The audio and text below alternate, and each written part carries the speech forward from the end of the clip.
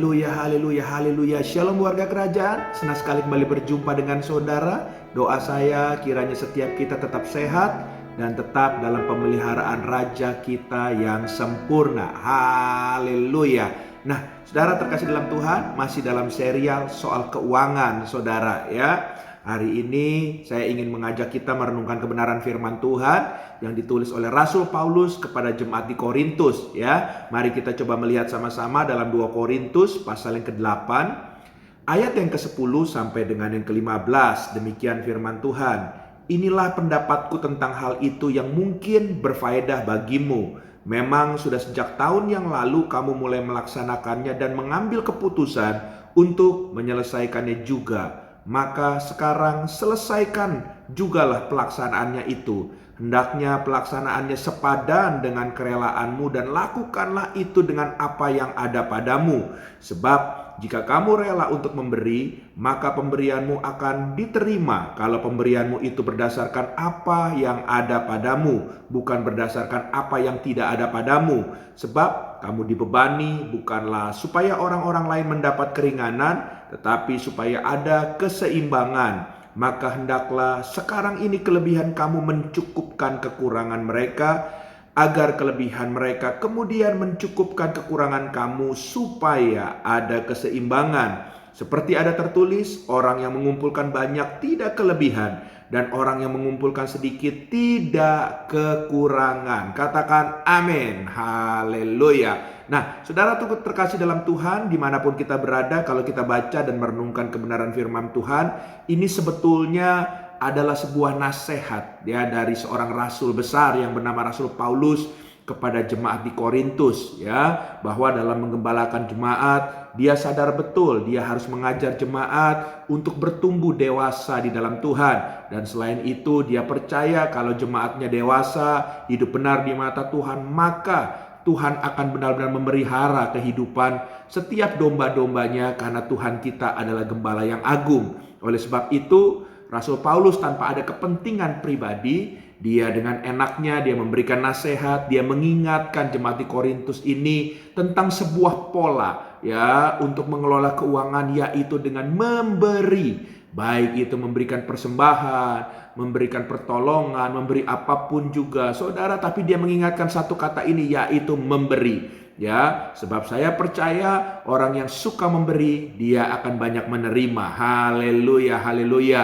Ya, dan hari ini saudara terkasih dalam Tuhan, tanpa kita memberi dengan sebuah pengertian, itu pun tidak baik. Oleh sebab itu kita harus belajar supaya waktu kita memberi, Rasul Paulus mengajar kepada jemaat di Korintus ini dengan sebuah pengertian yang benar, sehingga waktu memberi dan dia bisa memberi sebagai taburan ya di tanah yang subur. Dan kita percaya walaupun waktu kita memberi, kita gak berharap apapun sama Tuhan, tapi kalau itu sudah berupa taburan, Tuhan akan memberikan tuaian sesuai dengan waktunya dan caranya Tuhan. Haleluya. Oleh sebab itu kalau kita memberi, saudara terkasih dalam Tuhan ya, dalam 2 Korintus pasal 8 ayat yang ke-10 sampai 12 tadi, saya ulang sekali lagi, inilah pendapatku tentang hal itu yang mungkin berfaedah bagimu.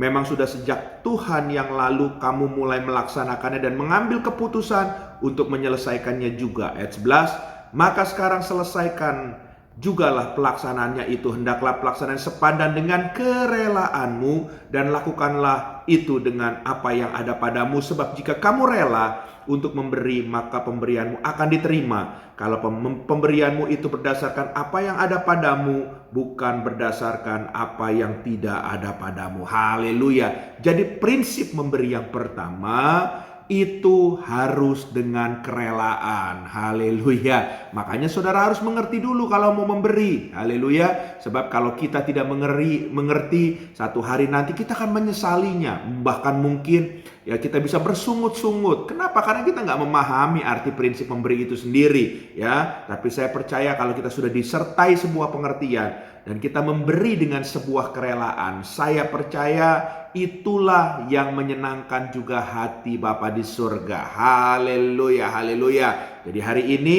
kalau Tuhan izinkan saudara sedang memberi, saudara terkasih dalam Tuhan, berilah itu dengan sikap hati kerelaan. Haleluya, haleluya, puji Tuhan. Hal yang kedua ya, Dalam Korintus tersebut kita lompat ayat yang ke-11 dan ke-12 tadi dikatakan, maka sekarang selesaikan jugalah pelaksanaannya itu. Hendaklah pelaksananya sepadan dengan kerelaanmu dan lakukan itu dengan apa yang ada padamu. Sebab jika kamu rela untuk memberi, maka pemberianmu akan diterima. Kalau pemberianmu itu berdasarkan apa yang ada padamu, bukan berdasarkan apa yang tidak ada padamu. Jadi kalau memberi itu harus dengan ketersediaan. Haleluya, ya.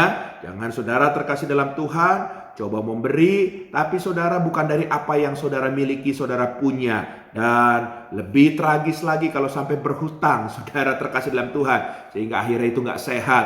Ya, jadi kalau saudara mau memberi, pastikan saudara ngerti ketersediaannya. Ya, oleh sebab itu pastikan maka saudara memiliki banyak lumbung-lumbung yang pada saat saudara berbutuhkan untuk saudara memberi, ketersediaan itu selalu ada, sehingga hidup saudara bukan hanya diberkati, tapi hidup saudara menjadi berkat. Haleluya, haleluya. Dan saya percaya waktu hidup kita menjadi berkat, tingkap langit akan semakin terbuka buat setiap kita. Haleluya. Hal yang ketiga, ya, ayat yang ke-13 dan ke-15 selanjutnya yang tadi dikatakan, sebab kamu dibebani bukanlah supaya orang-orang lain mendapat keringanan, tetapi supaya ada keseimbangan.